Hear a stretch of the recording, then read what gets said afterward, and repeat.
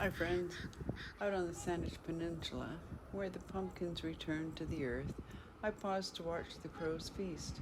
Loud, bossy, absolutely in charge of the rotting orange remains. Behind them, geese, swans, and ducks gathered in the fields, welcoming December, whispering their winter gossip. I stood listening and didn't notice the crow above me until he dropped a little good luck blessing. Maybe he and his buddies had a bet going. If so, I guess I was today's winner. Parked a bit precariously, I said goodbye to my feathered friends and carried their noisy magic with me.